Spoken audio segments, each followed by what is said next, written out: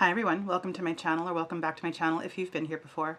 Please subscribe if you haven't yet already. It's a red button beneath me, and if you click on that you'll be subscribed to my channel. There's also a white bell next to that, and if you click on that you'll get an alert every time I upload new content. And if you like this video, please give me a thumbs up.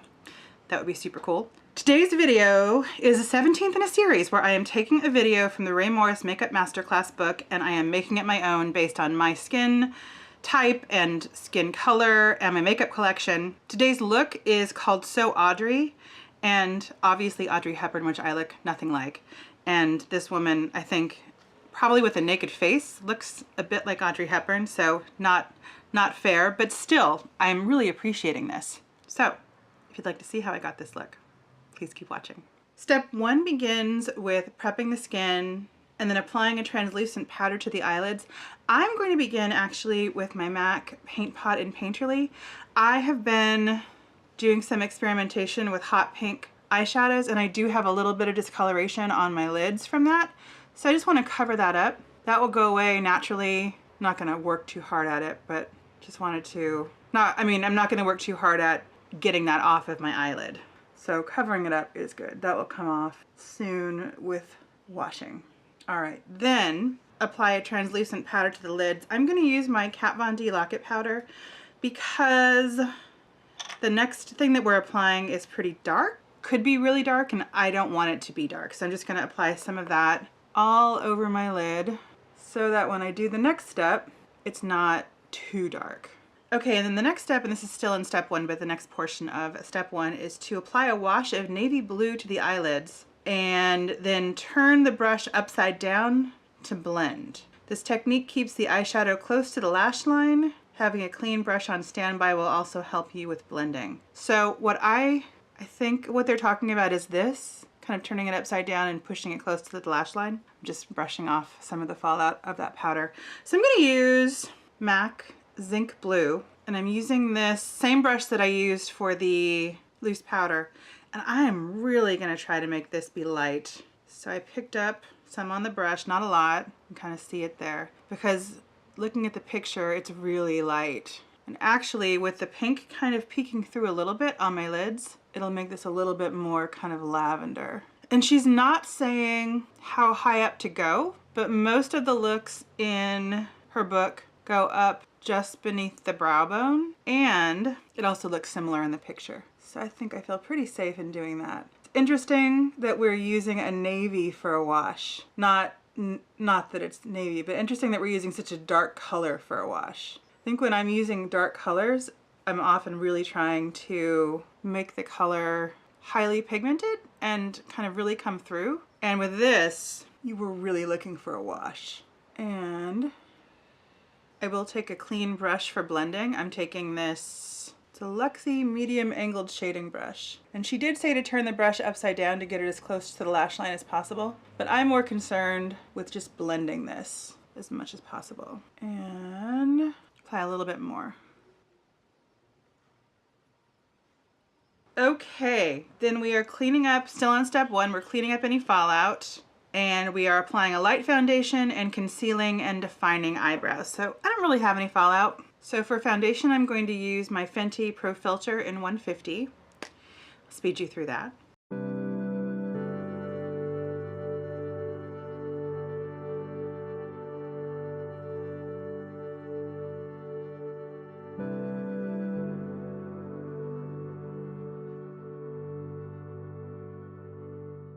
For concealer, I'm going to use my Maybelline Instant Age Rewind in Neutralizer.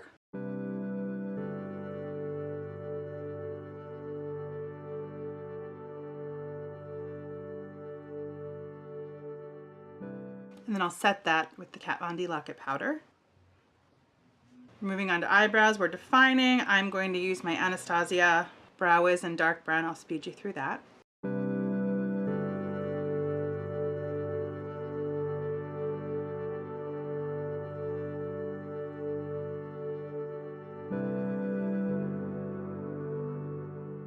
Okay, now we're moving on to step two. We're supposed to be taking a detail point shader brush and using the same navy from step one, apply along the bottom lash line for definition. And I'm inserting the picture here. I don't really see anything. So for fear of having fallout, I am going to use a little bit of my MAC Fix Plus, and I'm going to go in with this Real Technique square detailer brush. This is in, I think, one of the eye kits that you can get. This is probably going to be darker than I want it to be, but that's okay because I'm going to try to keep it really close to my lash line. And she's not saying how far to go. I'm going to go 2/3, maybe all the way. Not 2/3, not all the way, but 2/3 over. Because generally if the instructions are to go all the way, she'll say go the full length of your lower lash line.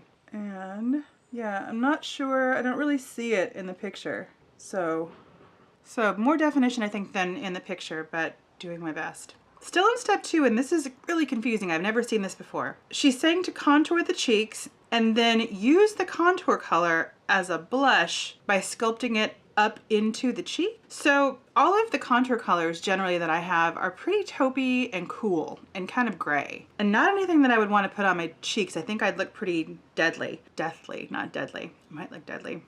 So what I'm going to use is my Charlotte Tilbury Film Star Bronze and Glow, and I'll use the bronze part. You can use this as a contour. It's a little bit shimmery, not too shimmery, but a little bit shimmery. But I feel like, and I'm using my Kat Von D Shade and Light brush for this. I'm just not sure what's happening with this. So I definitely didn't want to do a true contour color, like a true taupey kind of a contour color. And so this is fine. And then I guess if I'm using it as blush, I'll just go like this. And I think because it's technically a bronzer that people sometimes use as a contour, that's okay. That was a little confusing. I wasn't sure what to do there. Then continuing with step 2, we are curling lashes and applying top mascara only. I'm going to use my Lash Princess False Lash Effect mascara. I'll speed you through this.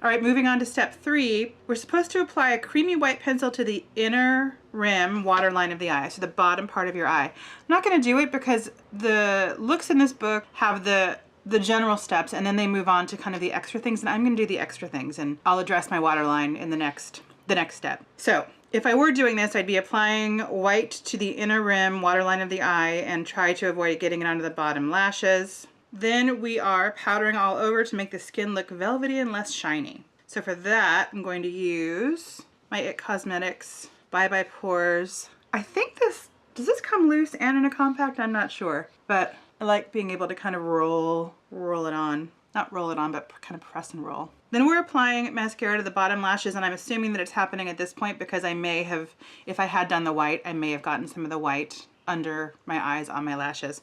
For this, I'm going to use my IT Cosmetics Tightline mascara. I like this a lot. It's a really itty bitty tiny brush.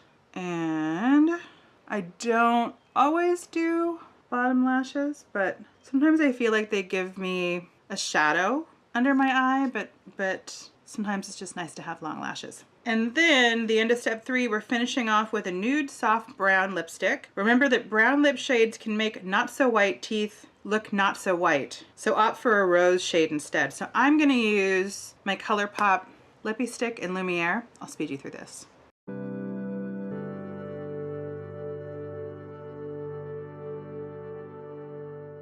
All right, so that's the end of the first part. And now I'll do the last 2 steps, which are the optional continuation steps.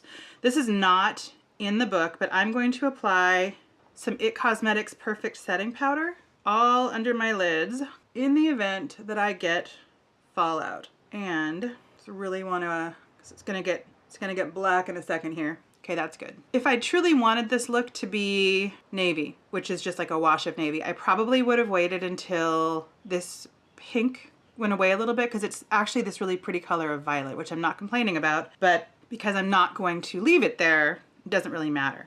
So the optional continuation begins with apply a black cream eyeshadow pencil to the eyelid up until just under the eyebrow bone. So kind of the same real estate as the blue, but maybe a little bit beneath that. I'm going to use my NYX Jumbo Pencil in Black Bean for that. And If I'd thought about it, I would have put on the mascara after the fact. I'll put on more mascara because it's a little hard to kind of get in this way. And I'm not too concerned about it transferring or about the line being too straight, and not straight, but too clean, because I am going to go back in and smudge that. And then my other eye. And the thing that she said before about turning the brush upside down, I'm actually doing here too. I don't know why it never occurred to me before, but I usually apply things like this or like this, but turning it actually upside down does get you a lot closer to your lash line. I'm going to use the same brush from before that I used for the blue, just to kind of blend this a little bit. That is the next step, to take a shader brush and blend. So just softening this up a little bit.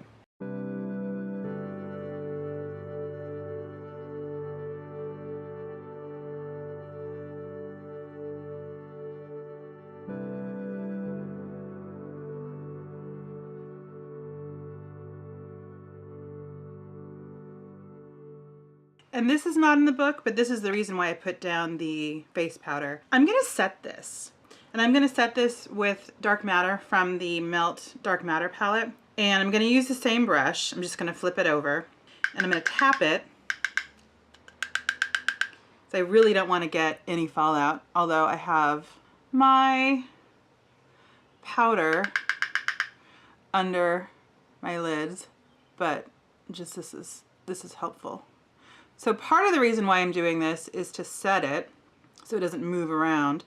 But the other reason is that the NYX Jumbo Pencil in Milk is not water resistant and doesn't promise to stick around for any particular amount of time. So this will give me kind of a boost of color in the hopes that it kind of sticks around longer. All right. And still in step 4, we're taking a black gel eyeliner and using a deluxe eyeliner brush. Intensify both the upper and the lower lash line. For that, I'm going to use a small, this is from Besame, a small eyeliner brush, and my Inglot AMC gel liner in 77. I'll speed you through all this business.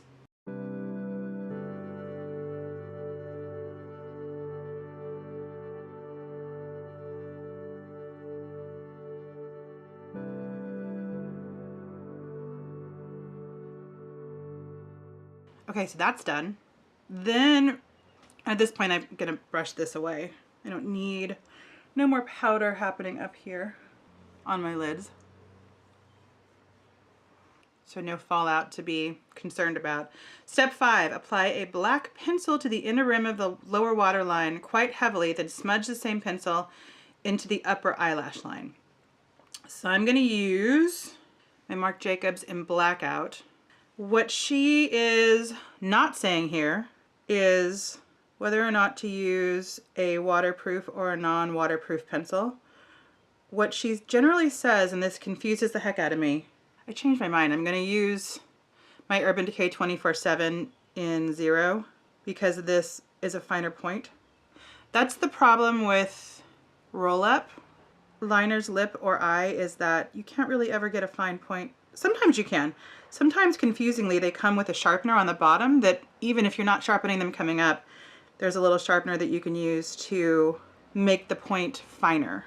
But yeah, I want that Marc Jacobs to be thinner. I know that there is a thinner one, but that's the one that I have. I don't know what I got it in. I don't think I bought it. I think it was in a some kind of a gift bag.